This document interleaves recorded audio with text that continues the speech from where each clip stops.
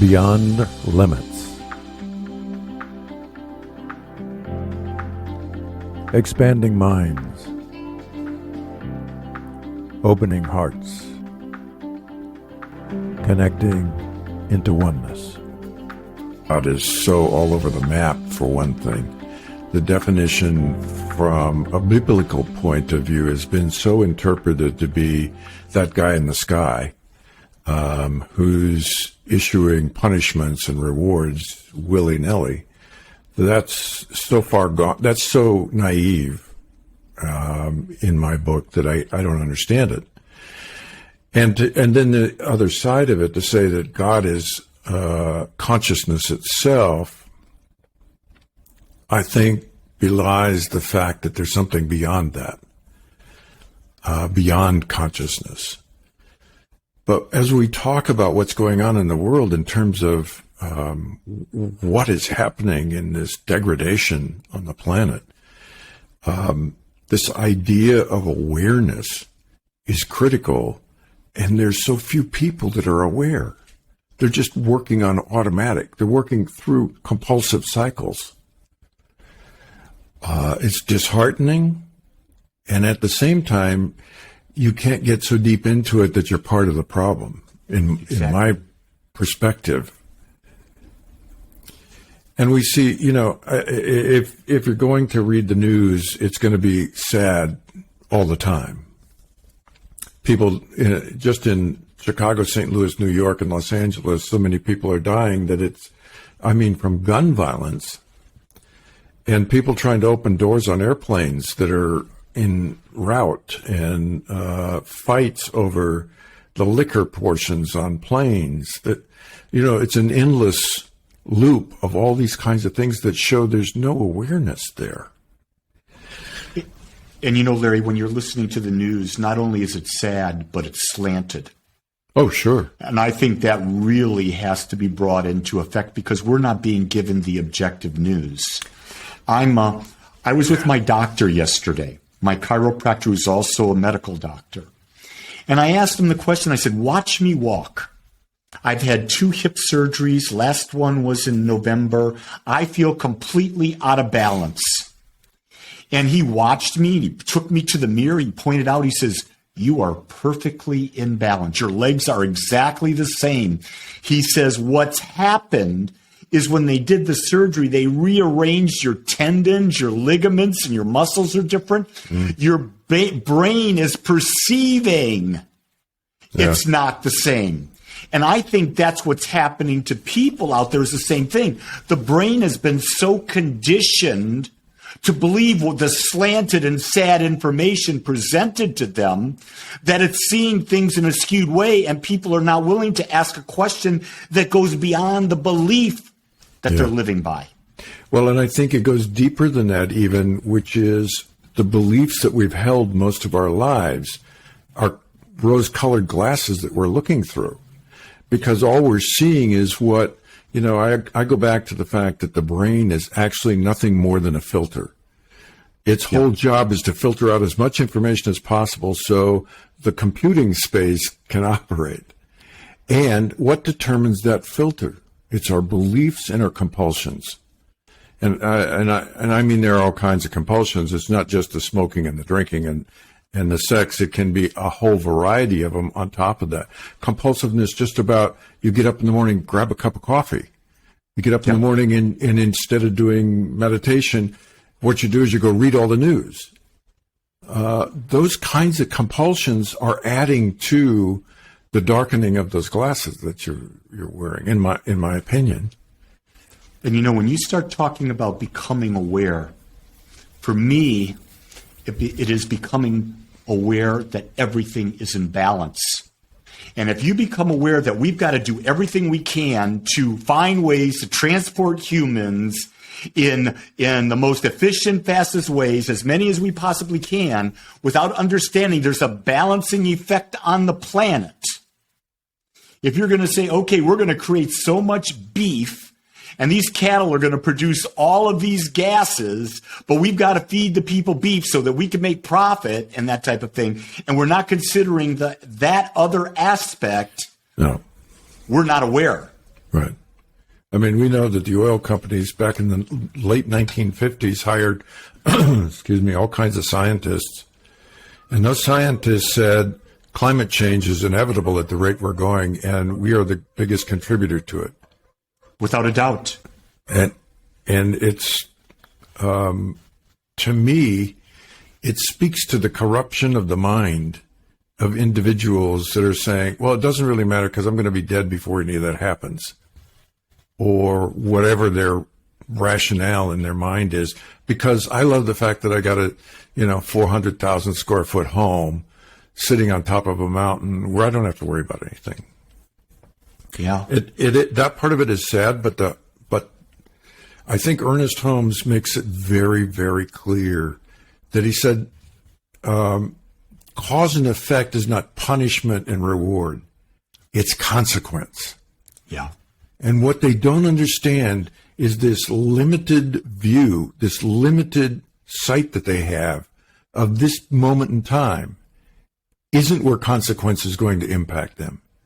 It's going to impact them longer and longer and longer. Yeah. You think about that, and I go back to business. Let's just go right back to business. And when I was coming through business, my God, that's when Jack Welch became like the guru of all gurus. And what happened? Jack Welch changed businesses so that it wasn't about the customers, it wasn't about the employees, it was about the stockholders. And then when it became about the stockholders, it became about the stock this month. Yeah. And so there was never any long-term planning. So humanity now is totally based on, I got to have it now without thinking about what will this action I take today impact 100 years from now. Right. Right. And if you know, I was just listening to something this Saturday talking about how oil wells in the Gulf of Mexico, they were saying, Shell was saying that we'll cap this in 2 weeks. It took them 5 months. Yeah. And all that oil is sitting on the bottom and they don't want to deal with it. Well, what's the impact on the earth of that millions upon millions of gallons of oil that are lying there and what it's having on the ecosystem? And it's cumulative. It's cumulative and no one gives a damn. And then when the money comes that they're penalized for, they give it to the governments who piss it away and they don't clean up the mess. Yeah. Because here's the thing. No one holds anybody accountable today, let alone holding themselves accountable. Instant gratification is our problem for sure. Yep. And it's true. We don't take responsibility and the word itself has gotten mixed up. It's respond. It's the ability to respond. You have the choice how you respond, but you need to respond. Yeah. And when you take responsibility, it means I have the ability to respond to you and what's going on and what you do. Shareholders used to be the ones who kept the accountability for corporations. What are you doing with this? What are our customers doing? And then you could see the creeping, like you say, with Jack Welch and GE and General Motors and the others that began to feed the shareholders this, hey, we can do more and we get more and get more and get more and we'll have a greater share. It was always about a greater share and more money for the stockholders. And the consequence of that, we've been seeing daily in our world. As you say, in the Gulf of Mexico, it's as clear as day. In the Alaskan tundra, it's clear as day. All the drilling that's gone on down up there, it's clear as day that we've taken the plastics and turned them into minute molecules that have polluted everything. So it's sad, it's crazy, and I'm not sure where it's going to end. I mean, Bucky Fuller back in the early 60s said, this is one little ball hurling through space, and we better take care of it. And Larry, let's just even take this a little bit further when you talk about these minute particles of plastic that are everywhere. What about all the corrupted little thoughts that we have in our minds that we're continually perpetuating and generating and blindly believing into? People just refuse to question. And people will come up and they'll talk about this great spiritual person, and they put them on a pedestal and they don't realize that person has another side. I don't care if it's Mother Teresa. There are stories of Mother Teresa that she was not the saint all the time. Those same stories exist about Sadhguru. They exist about, you name the person. And we come back to what? We forget that there's always balance in the universe and that you can't just do one thing one way or think it one way. You've got to realize there's the opposite that is balancing it out all the time. Yeah, I think we have to be careful about stories that are coming from sources that we don't understand, because when they're talking about saints and how they act, we don't even know what their understanding level is. And they may be, I watched Amma, for example, the other morning. She was on, she's considered the hugging saint for those who aren't familiar, in India. And she travels the world, used to, and she was on stage and she was doing something and she looked at somebody and she had this really serious look on her face, like something has gone wrong here. And she started talking to somebody and she pointed her finger at him and she said a few things and you could tell everything was calm, sedate. And then all of a sudden she turned around and then she just broke out in laughter. And she says, it's not that you can't be stern to bring the point to somebody. It's what's behind being stern. Why are you doing this? It's a learning lesson. And turn around and let go of it completely and completely be involved in laughter from something else. But we would take that same seriousness, turn it into, oh my God, there's something wrong with her. Look, she's being serious. And spread the word that Amma is not the person that you think she is. Yeah. And that gets us all in trouble doing that, because those judgments are the very thing that are causing problems for us in the world. Ernest Holmes was clear when he was talking about, God couldn't compel us to be free. Very clear. He's saying that would be the worst kind of freedom you could have. And so God would never do something like that. And if you think about that, we were born free. The only limitations we have are the ones we put on ourselves, but we can't seem to get our head around that. The ones that we accepted when we didn't know any better. Yeah. That age up to 7 years old, we're accepting everything we're told. Well, it turns out that our parents weren't that, smart about they weren't how all that this bright. works. They weren't bright at all. Nobody educated them. All they're doing is passing along their stuff. And we accept it. You watch it all the time.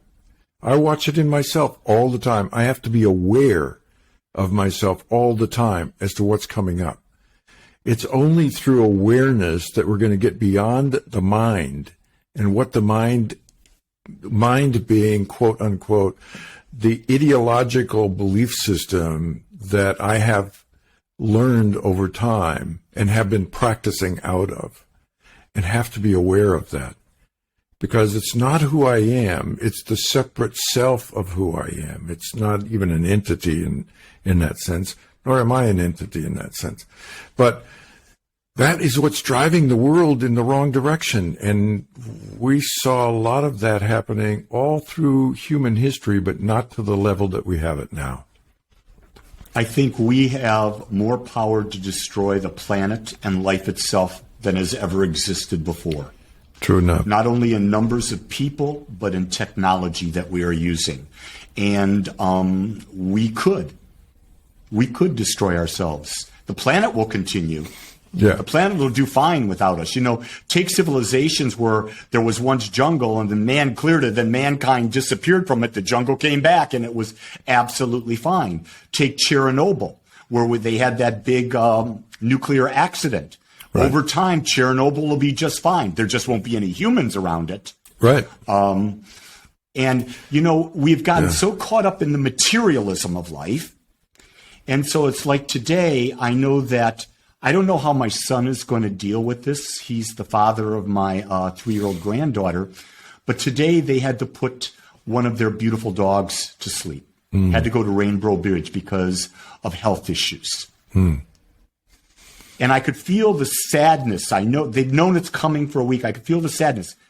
That emotional connection to that animal and the interaction between that animal and my granddaughter and my sons and that's the feeling of connection that we've forgotten.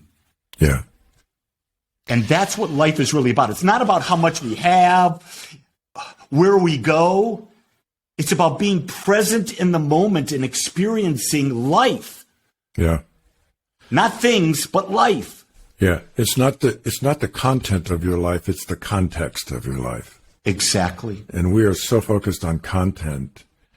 And we can see it everywhere. And yet we have people that are coming forward who are advancing civilization, who are advancing the words, the understanding, the spiritual insights that are necessary to help those who recognize what's going on. And we know that there were civilizations prior to the 5,000-year period that we think is the history of the planet. Yes. Obviously, the planet's 5 billion years old. And we've already found Göbekli Tepe is a good example. It's 10,000 years old. And we know that that was built on another civilization. Yeah. So we've gone through incarnations, I think, before. At least in the Hindu tradition, they believe we've gone through several extinction events and come back again. But they say it takes millions and millions of years to come back from an extinction event. So, I think we've lost sight of the bigger vision of the planet. But what we need to do, and I was talking about this Sunday, what we need to do is we need to focus on ourselves and become aware of what's going on within us. Because whether the planet survives or not, you're going to go on from this experience. And the question really is, what are you going to take from this experience that's going to help you in the next one? And if you have all of this conceit and you have all this corruption and you have all that violence within you, it's going to be I'll just say it, it's going to be a nasty afterlife. Or a continuation of life. Let me put it that way instead of an afterlife. I think it's I think you take with you who you become.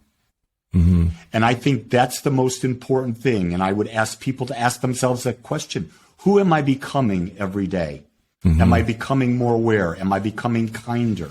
Am I becoming the type of person I'd want to be with? Mm-hmm. Am I fascinated with life? I think that's one of the great things we don't ask the question. Look at what life is. 50 plus trillion cells in every human body. How does that happen? Can we be grateful for that? Yeah. My God, 2 years ago, how is my dog, who was a diabetic, who was dying, how is she still alive through me giving her insulin and changing her diet, and she's just as loving? How does that happen? Yeah. And am I fully present, appreciating the love of this animal? It's those simple things that bring all the joy. Yeah, it's absolutely true that the interconnectedness we have has been forgotten. We once knew it. I mean, the Hopis talked about the web of life. This mother spider woman wove the web, and what you do to one part of the web happens to all of the web. Well, that's just not one civilization. That's many that have had that and understood that. We lost that somewhere along the way for the vast majority of what I would call civilizations, because the Aborigines still have it, the few that are left. The Maoris still have it of New Zealand, the Hopi Indians and other tribes in the United States, the Tibetans in Tibet, and certain areas of Mongolia have. The Hopis call them the Warriors of the Rainbow. Isn't that nice? Warriors of the Rainbow. But their prophecy rock, which is, I think it's 10,000 years old, the prophecy rock shows humanity coming to an end. And when you look at the various markers for what's taken place, we're at that point. So isn't it interesting that a civilization 10,000 years ago could see where it was going, and we can't even see what our friends are like? Yeah. we've become blind. We have drunk the elixir. Yeah. And the elixir has just blinded us to what's there.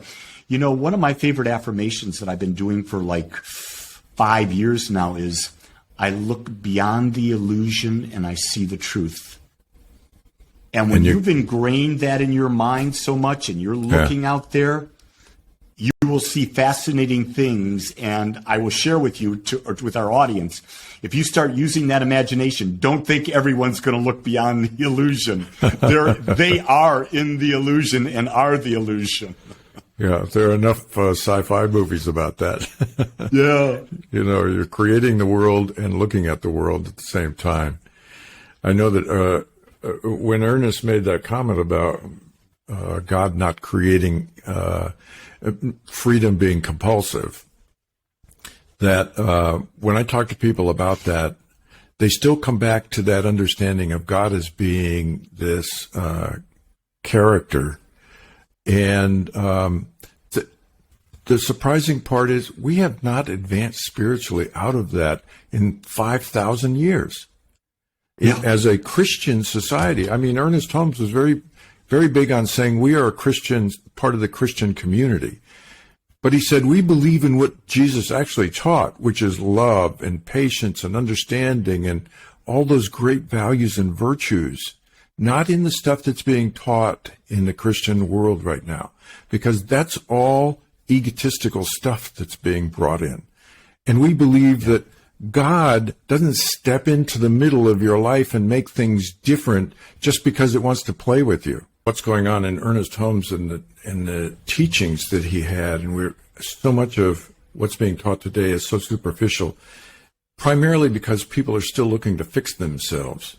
You know, they're looking to get rid of all of the things that are traumas in their life and all the memories that they hold that are causing them to have issues in their life, and they're trying to fix those. And I think we've, at least in my estimation, we've really come to the point where we understand you're not going to fix those. What you need to do is move beyond them. Yeah, become friends with them. Accept them. That's a part of who I am. It brought me to be the man or woman that I am right now, and so I have to be grateful for them. Again, it goes back to the greatest prayer you could do, and that is of gratitude, but it's gratitude for everything, not just half of the coin, but both sides of the coin. Yeah, it's all learning, as we say. It's all part of the learning. But what happens is we get trapped in the mind loving to play with all of that stuff. Yes. The ego mind likes to go back to memories and play with the memories. And then it likes to dance in the future and says, well, based on that memory, the future is going to be lousy. And people are caught in that space. Yep. And we can't play there anymore. We have to understand that that's something we have to let go of. You got to be doing your exercises to focus your mind in the present moment and stay there. Because eternity is not a period of time. It's current here and now. It's right now. We are in the eternal realm. That's right. So it's really incumbent on people like us to open the door so that those who are coming to the door and knocking but aren't sure are willing to come in and say, what should I do? And help them understand the truth of who they are. Not the truth of what everybody else is teaching them, but the truth of who they are so that they know. And that was the great revelation in my life, was finding out the truth. The truth is, I'm not an entity working in this world doing what it's doing. I'm an action of God in the process of being. And that's a whole different mindset. I love when Ernest Holmes says there's a power in the universe for good that is everywhere present, and we can use it. Yeah. The problem is most people are using it unconsciously. Most people are unconscious. I really do think that it's a fool's game to think that they're living a conscious life, because you're just living out all the compulsions that have built up. And the older you get, the more you got. Yeah. And you really got to get into that awareness. All of the great traditions teach one thing. Once you are seated in the seat of the soul, which is awareness, that you have distanced yourself from all karmic implications, all cause and effect. And then you begin to realize, wow, that's who I am. And I don't think it lasts very long, Larry, that realization. Not right now, as long as we've got a body and an ego, that's not going to last very long. No, that's why a lot of people spend most of their lives trying to get to that place and stay there. Yeah. And you know what I want to say Go ahead. I want to say, people want to know what heaven is. Just look at your life. Yeah. You want to change how heaven is? Change Yeah. what you think. Change where you focus. Become more aware. When you do that, the world today can be the most beautiful thing you could ever experience. Yeah, and then it doesn't have anything to do with the world. That's right. Yeah, you take it with you. Beyond Limits. Join us and ask your questions. Check our website for details on our call-in shows. Check beyondlimitsradio.com. That's beyondlimitsradio.com.